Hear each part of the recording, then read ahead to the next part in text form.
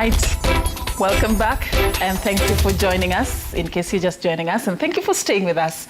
If we began the show with you, we are discussing the cyberspace this morning, looking at the opportunities and the threats, and also just borrowing from some of the incidents that we have reported in the country in the past few days. And I'm having in studio a panel of three, and also joining us online from Malindi is Al Kag. Al is the Executive Director of Open Institute. Is coming to us live via Zoom from Malindi. In studio, I'm having a lady and two gentlemen. I'm having Cyril Chege. He's the co-founder of Chapter Global, and of course an interesting project that he runs that sort of centers around just empowering the young people with skills, technical skills when it comes to IT. And of course we also have in studio Brensil Kaimba, Cyber Security Manager, PwC, and Abdullahi Sheikh, CEO, Convergence. Thank you, ladies and gentlemen, for creating time also.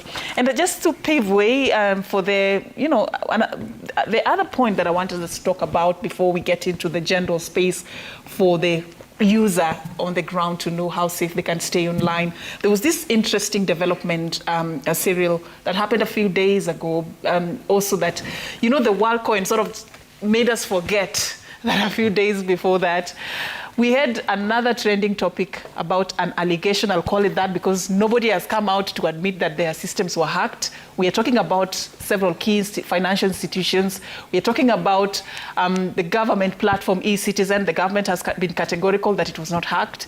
We are talking about quite a number of institutions that, there were allegations of hacking. We do not know whether it was a hacking or not, but what we know as Kenyans is that services were paralyzed for several hours.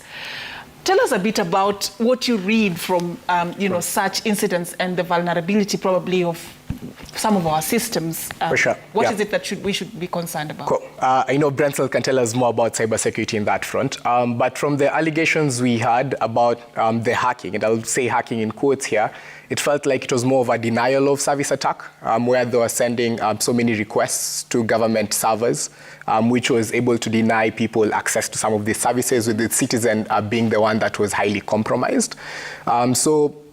During a denial of service attack, it does not necessarily mean that your data was breached in that sort of scenario.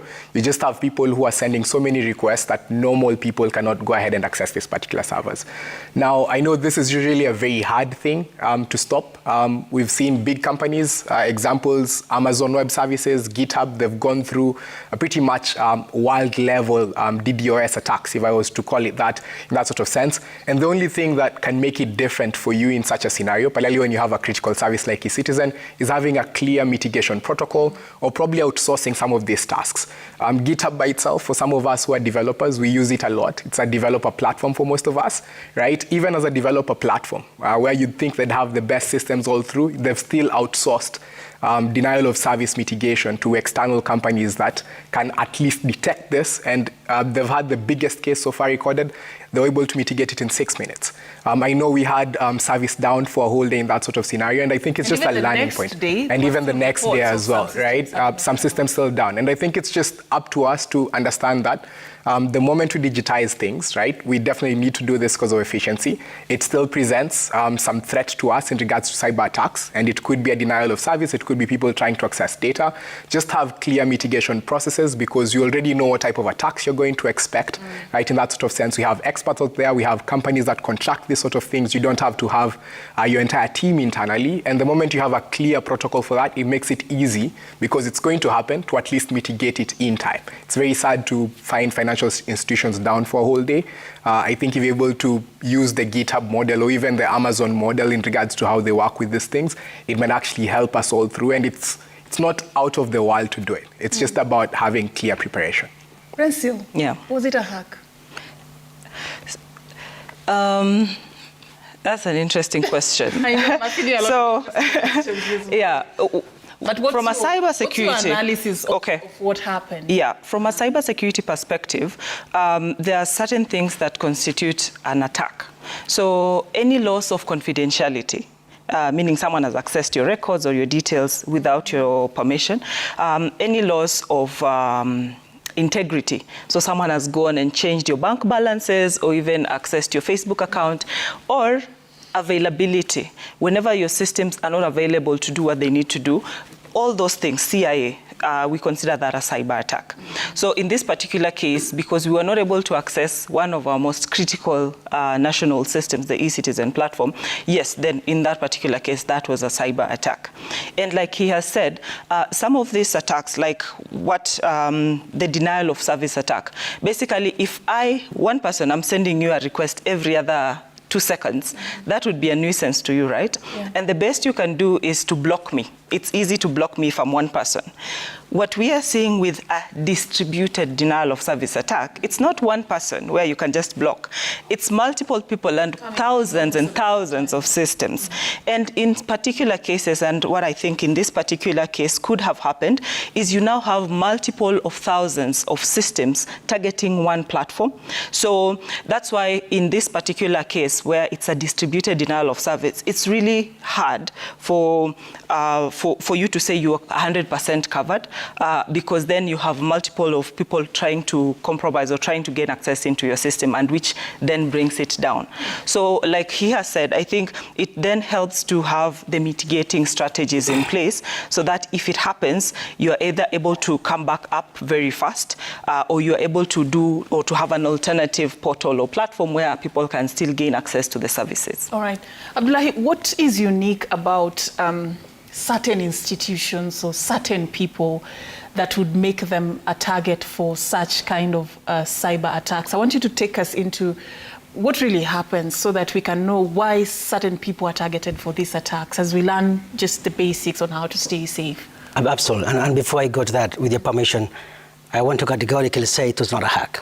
It was not a hack? It was not a hack. It was an attack. We're still not sure what it was. Can we overlook it? As Convergence, we do this. This is our bread and butter. In the entire region, we take care of the financial services. These two terms are interchangeable, but there are nuanced differences. Hack is access to data. There's been no access to data. And this is the new accepted terminologies. There's evolution of these terms and evolution of technology. Denial of service is a nuisance. Does it take one of the key factors, which is availability, away? Absolutely, yes. Mm-hmm. But which one is more severe? Access to the data itself. Mm-hmm. So there's been no access to data. And even the more severe one, not only do you get access to the data, but you're able to ransom it, mm-hmm. and make it inaccessible. But then this thing of trying to make it sound as if it was not a problem, all is good, it was just a DDoS. I was coming to that. Can we overlook it? And I'm actually coming to that. So institutions to undergo this sort of attack almost at the same time within the same day. Absolutely. Is it a mere coincidence? So was there a PR nightmare? Absolutely. Was it intentional for there to create a PR nightmare? Absolutely. It's called hacktivism. Mm-hmm. Okay? It is a combination of hacking technologies or attack skills to deny a service to create an activist message. And it's not a new thing, whether it's for social reasons or political reasons. Could there have been something done to avoid it? Absolutely. Technologies exist. The first DDoS, and the reason I'm saying this is it's not a hack, is the first DDoS actually, or those happened in 1996. So it's really not new. And really, anybody, any cyber professional or hacker that knows what they're doing will have done much more damage if they had. So this was fairly rudimentary, fairly unskilled, just to send a message, because the tools and the skills exist and is ubiquitous, easily available online. Okay, I'm coming back to you to respond to the other side of my question, yes. But I just want to know, Al, from where you are, which side of the coin are you on? Is it something that you think we can overlook? No problem, it was just a DDoS and nothing to worry about. Let's move on, should we? I don't think a DDoS is nothing to worry about, because even if the action was stopped, just happened to stop e-citizen for 1 hour, the loss to the country is immense. The number of businesses that could not be set up, the number of people who could not get their licenses and various services of government, that is a serious attack, and it is something that should be held in that context. I think that there are two things that I would say about this. Number one, government services are the number one. A lot of hackers basically try to hack, not even for malicious purposes, but just to be able to hold their collar up and say that, yeah, I did this. And that's why you'll find that they'll put their brand name and claim credit for what they had done. Now, even if that is the case, government is the number one recipient of such attacks because of the fact that they're supposed to be the most absolutely secure people. After that, it is banks and people like M-Pesa, and then after that is the rest of us. Now, if a hacker can be able to say that I was able to deny service or I was able to interrupt the operations of a government for one day, M-Pesa for one day, and that sort of thing, that's a very that's something that they will claim credit for and really enjoy within their community. And so the one thing that we need to put in context is that because government is such an attractive, place for hackers to operate, it is important that our government is so proactive in making sure that they are ahead of the curve in protecting their spaces from being intruded in this way. But most importantly, I think there's also the value of just having, as citizens, the security of knowing that our government has taken all the measures that are necessary. Because a DDoS attack is today, tomorrow is a data breach, and a data breach is something that is so much more worrisome. So I think the government has a lot to do to reassure us that they have done all that they can do to protect our data, and that Kenyans will hold them accountable if a data breach happens. All right, thank you, Al, for that. Now coming back to you, Abdullahi, just to respond, connecting it with what Al has just said. Governments, banks, and even other institutions like M-Pesa are among the. You would expect that such systems are among the most secure systems before you even talk about the common mwananchi. So what is it that the hacker or the cyber criminals, what are they looking for in terms of the uniqueness of who their target ought to be so that we be more careful next time? What is it that they are shopping for? Absolutely, and it's sending a message, social or political, whatever it is. If a hacker who needed some money could have gone beyond and he had the skills and he actually get to the money of the bank or get to the money of M-Pesa, from our assessment, whoever was doing that did not have that skill set to go that beyond. Maybe they just didn't want to go there just yet. No. I'm coming to that. I'm not in any way minimizing what happened. Yeah. I'm just telling you from a technological perspective what true hackers today are capable of doing, and what happened now are absolutely two different spectrums. Okay. The skill set for DOS existed in 1996. Distribution of that existed a little bit after 2 years after that. My point is the technologies that mitigate that also existed in that. So coming to the point, what can be done is, and most of the financial services sectors and people with money do that, is create a very simple DOS protection mechanism, which is a technology that protects you. If I might use an analogy of maybe a shopping center for denial of service, you are the till and you have maybe one of the supermarkets, and a rowdy youth, a group of youth just come and go to the front and they just want maybe buying one or two things or maybe buy nothing else. They have denied everybody else who's in the queue the service. That's what this was, if I might just use that example. It is they just denied the service, but they didn't go beyond, try to take things from the shop or get to the money in the till. That's the analogy I'm trying to create. There's a difference between denying a service and not having enough power to go beyond that. That is the difference. So environmentalists have done that. The famous WikiLeaks. There are different reasons why people do data breach and a DDoS. This was barely making a message, and there's a debate whether this was actually external or internal. That's a different conversation altogether. But it's also very commendable, and I can tell you that as a professional, it is very commendable how fast these solutions to mitigate and stop those attacks were put in place. Generally, as an IT project is a lengthy project. How fast this was detected and then a mitigation and we're back online is a very, very commendable. And I have to say that. What needs to be done is now do a thorough assessment of the entire ecosystem, both in the private sector and in the government, to see, yes, this denial of service, this rudimentary, very old technique was used. What else can be used against us, and can we confirm that we are okay? Thank you. Yes. Thank you for bringing that up. And Yes. Cyril, just to add on to what he has said. So what do we do? Because from the last I checked, over 5,000 services are currently being offered via the e-citizen platform. These were paralyzed for hours. You'd imagine the impact and the magnitude of the problem that might have been created that day. What do we do to create a robust, secure system in the future? What is it that it will take for us to really have a system that is secure, that cannot undergo any form of cyber attack, if that is even a reality, or I'm dreaming too big? You tell me. Yeah, first of all, I think I'll concur with Abdullahi here. As much as we didn't have availability of systems for a while, it's quite commendable that you were actually able to get to the bottom of it and stop it.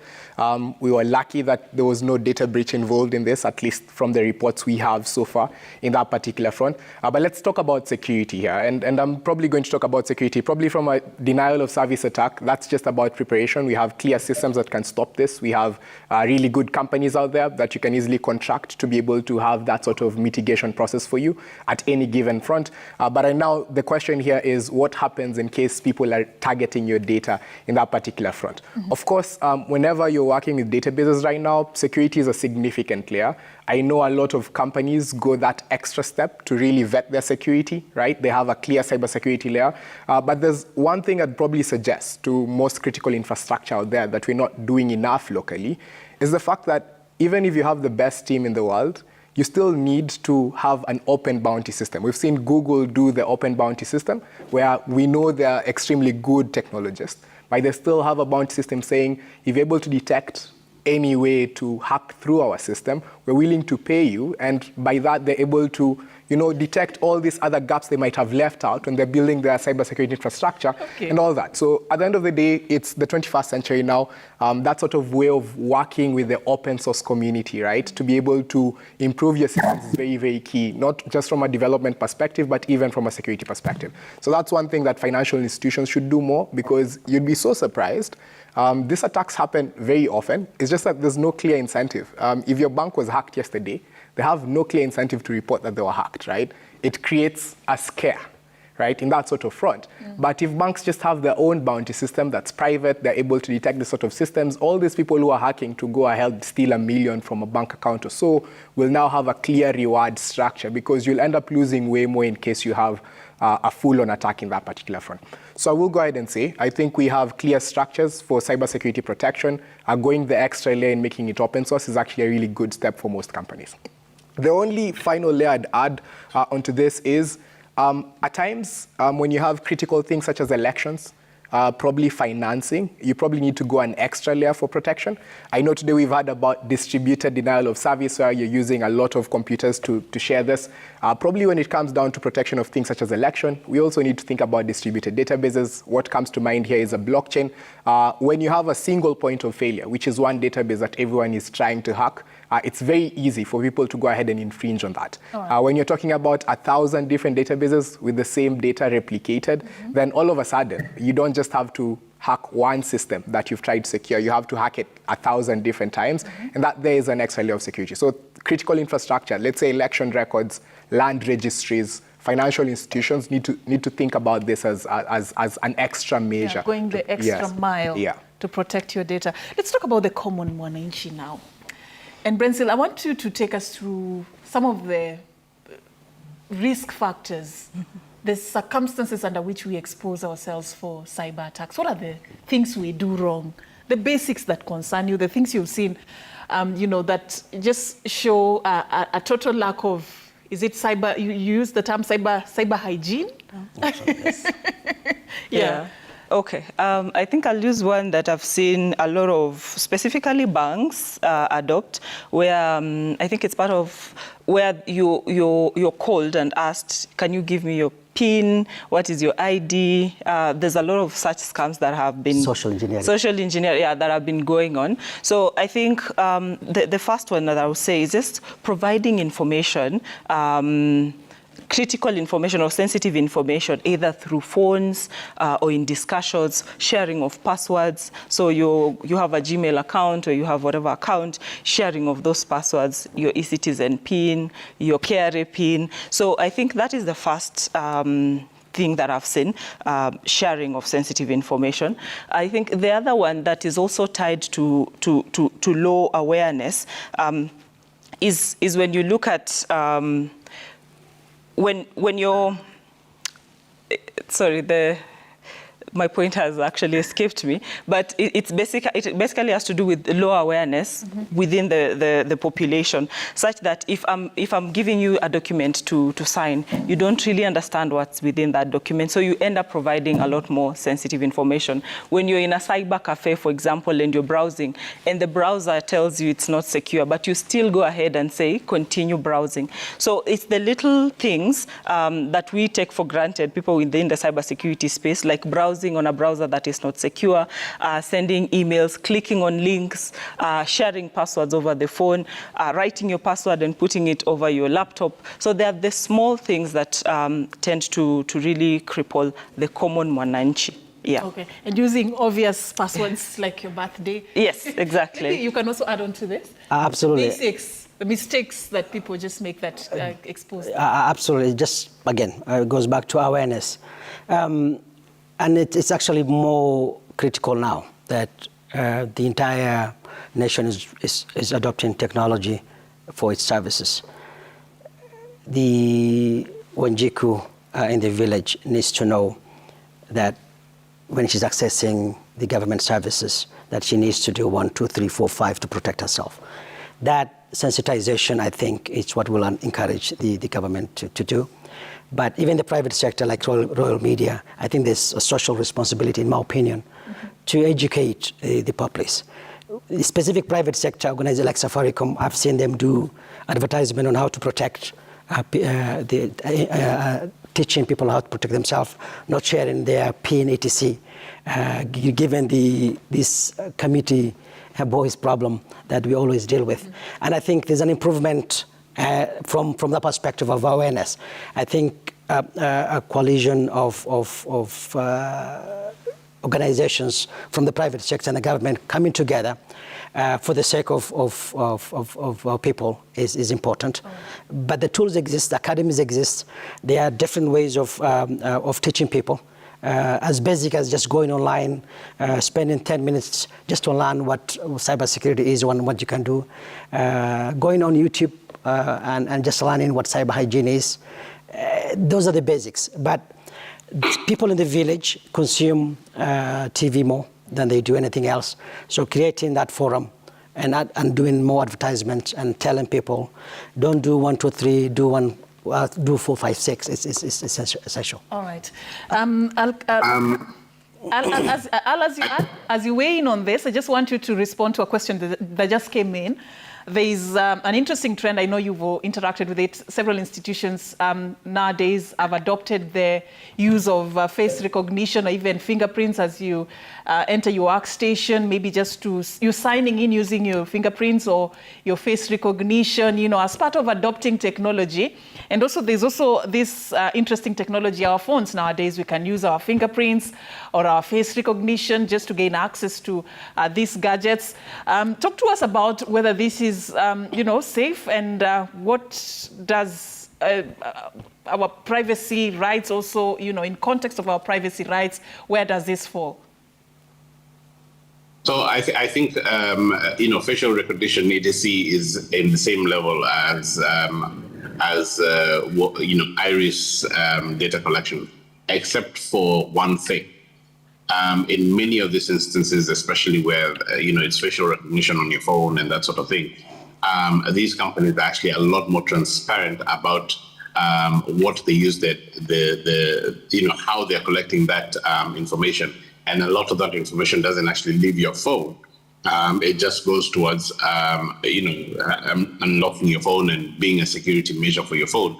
But it doesn't actually go and, is not placed in a database somewhere for onward use in other ways. But at least they are transparent. And what we are saying here is that if a company is transparent about what it is that they want to do with your data and so on, then by all means let them continue. And it is a useful thing. It will assist innovation and so on. But anytime that you see that there's some subterfuge, there's some deception, I am asking you for data, but without telling you why, then there's a problem. But back to the Mwananchi, you were talking about the common Mwananchi a moment ago, and I wanted to talk about two specific areas that Mwananchi, I think, needs to be very aware of. In Kenya, we have a book that I call the Book of Truth that we find at every security desk, where we have to fill our name, our ID number, our phone number, sometimes our email address, and then your signature. These books are nowadays, there's very many cases where we're hearing that these books are being sold, for by the guards or by somebody, where they allow people to take pictures of your data, and then they can go and use them in other ways. Now, if you put the true information of your ID and you put the true information of your phone number, really I can do anything that I want with that data. I can run away with that data. I can call you and sell you loans. I get a lot of those phone calls nowadays, and I think many of us do. People can call you and try to scam you in many different ways. The other point of failure for many Mwananchi is when they go to the supermarket and at the till, somebody asks for your number. You ask whether you have a rewards card, and then they say, what's the number? And then you tell them 0722000000. The person standing behind you is able to hear you giving that phone number. And I've been that person many times. And what I've done is that I have used that information to go on Truecaller and find out the name of the person who was just given that data. With the name and the email address, I've been able to find out a crazy amount of information about these people.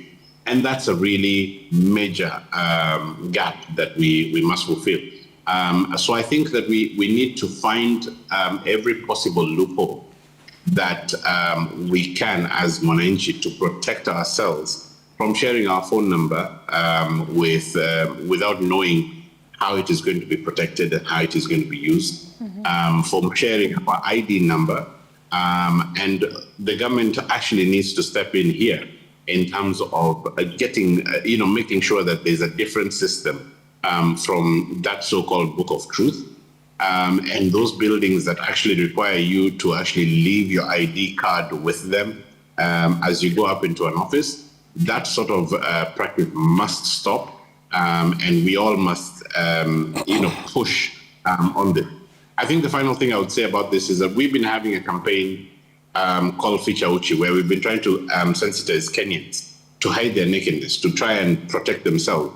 And what is interesting to us is the level of a lack of awareness of even how people use social media, for example. We've seen cases on social media where people take pictures of themselves against their house number or against their workplaces, or they have, outfit of the day at home, on outside the gate. Then they basically give us a rundown of what their day looks like as they go on social media.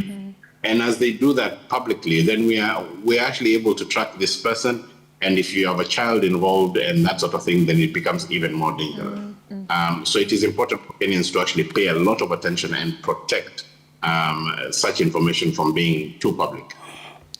Al, you're really scaring us this morning. So you don't want us to earn points at the supermarkets. We can't go we really have to online innovate that system. Be posting, we are on holiday, we are doing this, we've cooked this. There are people who are all over social media throughout the day, and I understand your concern where it's coming from. This is my latest car. We take pictures, just showing the number plates of our cars without, even caring or even knowing. Sometimes it happens just without even knowing or planning. But thank you, Al, for raising those very pertinent issues. I want us to talk about the future, what the future looks like, and what sort of way forward we need to come up with going forward. And before we get to that point, I just want us to run through an interesting, I would say, initiative by a group of young people, because courtesy of the demand for coding skills in Kenya, and we have one of them in studio with us. So courtesy of the demand for coding skills in Kenya, this demand has increased significantly, with a good number of parents and guardians now enrolling their children in its IT courses. This demand has seen the courses cost an arm and a leg, barring many from accessing the skills. But as Edward Schwer tells us, a pair of young IT experts have created Chapter Global, a platform offering income share agreements and flexible fee options to low-income students looking to pursue coding skills. Have a look. Equity. Are you members of a chama and are running a business? Achieve your business goals through Pamoja Group loan of up to 10 million shillings. No collateral required. You will also receive free financial and entrepreneurship training. Visit any Equity Bank branch to apply. Jessica Ranja and Cyril Michino were IT students in 2020 when they struggled to access funding for their computer programming and coding course. Together, they founded Chapter Global to help IT students access coding skills without financial struggles. Chapter Global is a deferred tuition payment service provider. We started off by offering income share agreements, which is basically allowing someone to learn first, then pay later once they're earning, hence the name income share. But over time and with experience in the market, we've now gone ahead and expanded the options. So not just income share agreements, but also now flexible payments. We're seeing that the economy is not doing really too well, and some of the parents might be struggling to even afford the upfront fees for their students. So how can you break it down and assist schools to be able to do that? So basically, Chapter sits interfaces students and schools. To make Chapter Global successful, they started off with a coding school where they offered the courses and funded interested students. Today, Chapter Global has diversified and is now working with some of the established coding schools in the country. We didn't just want to build the infrastructure and use it within our own school. Our mission is to support as many other young Jessies and Cyrils out there in Kenya and in Africa. So how do we do this? Doing it within your own school is not as scalable as forming a company that interfaces with so many other schools, and you're able to support way more students that way. A student comes in, depending on the agreement we have with the school, they'll pay a certain upfront amount. So a school will say, we want our students to pay 20%. Then the remaining amount, they'll study, graduate, then pay back only when they're earning. So the beauty about an income share agreement is there's no debt element. If you as a student took up an income share agreement and you're not earning, then you don't pay back anything. To achieve this, Chapter Global has an online platform where interested students enroll and directly get access to coding schools of their choice.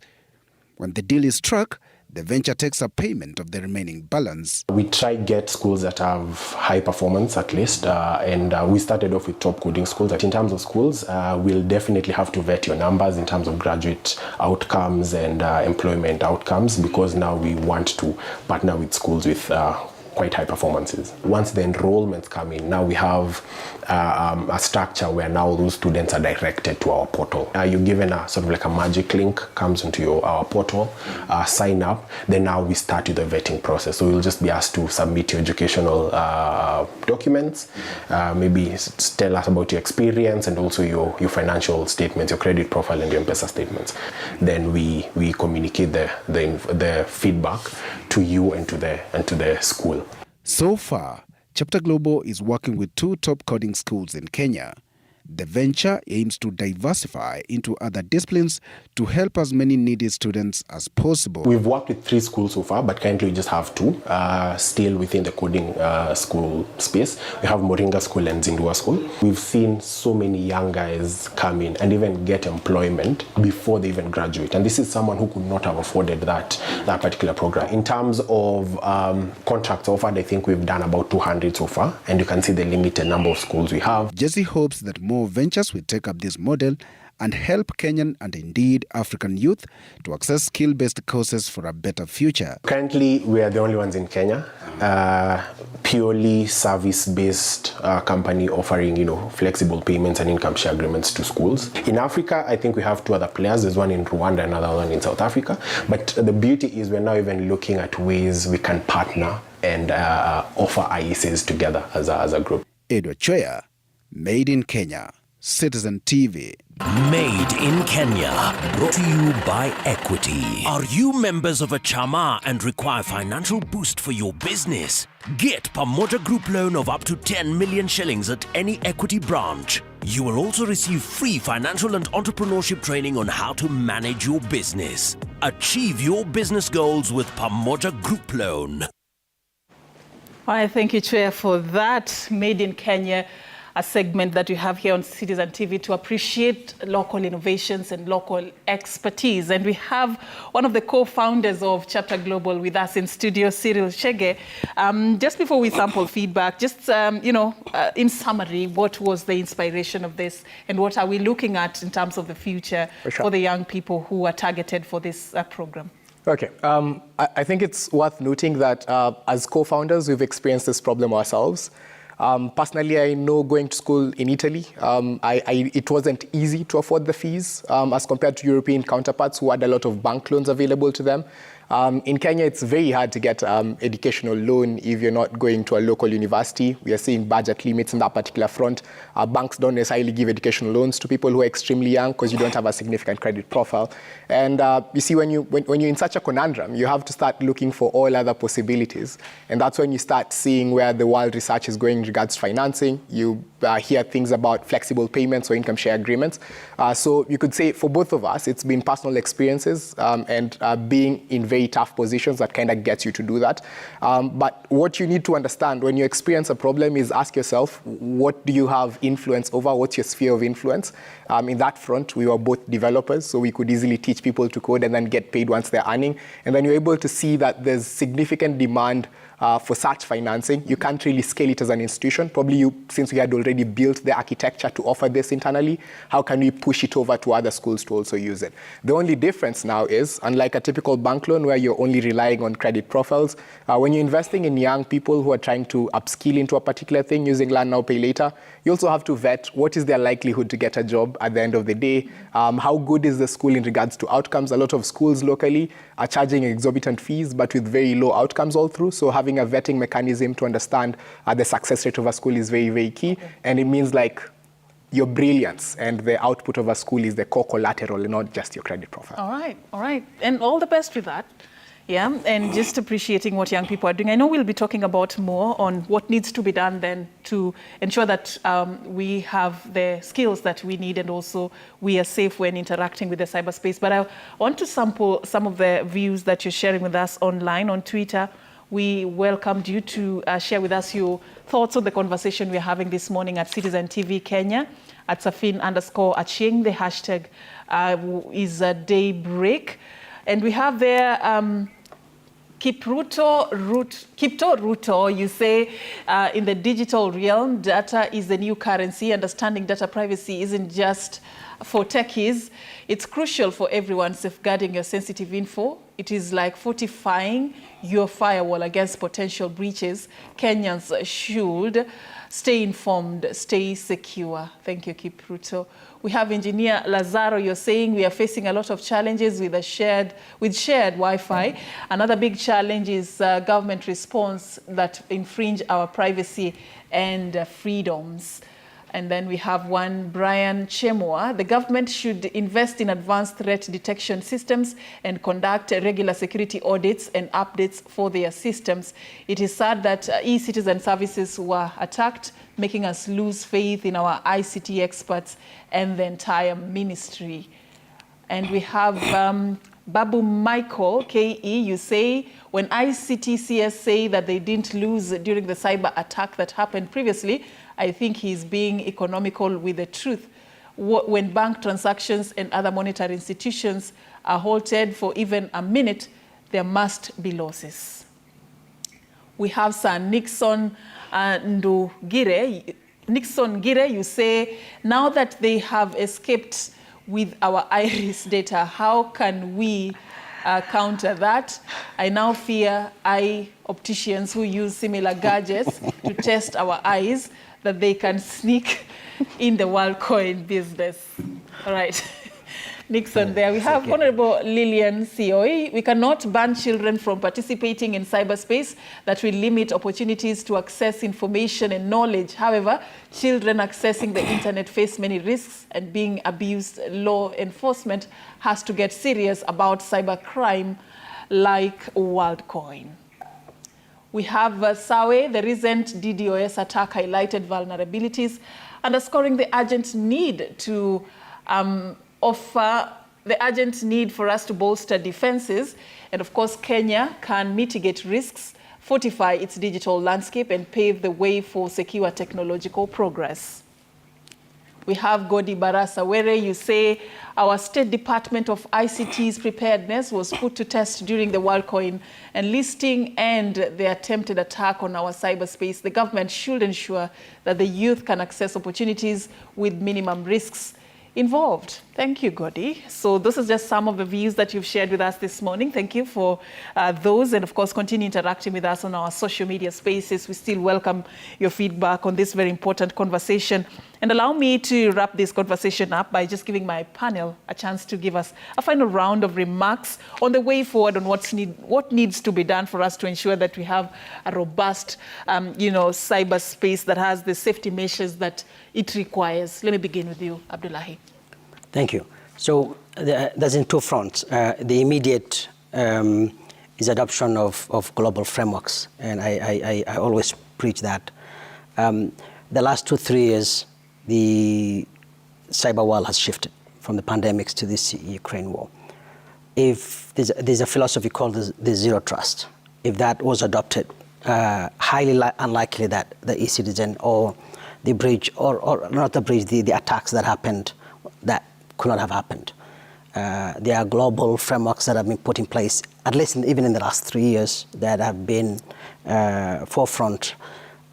So we will encourage that to be adopted across the domains, private and public sector. The other one is we need to improve our education system, specifically in the technology field. What the students that we produce and the money they pay and the value and the readiness they have are not commensurate. So I know there's a lot of education reforms happening, but on the technology front, I think there has to be skill set to market readiness. I've seen Open University be launched the other day. Hopefully that creates a differentiator, not just for convenience of learning, but actually learning real world relevant material. What Cyril and Tim are doing goes to even help to bridge that gap. On the cyber security, we have an academy ourselves, and Cyril can speak about that after this show. And we are all in our East and Central African business. We build our own talent. We take people from the universities and bridge the cyber security gaps, and then take them and until we are sure enough that we can trust them with the customers. All right. So that level of education needs to be done, but it needs to be minimized how much people need to be retrained in the real world.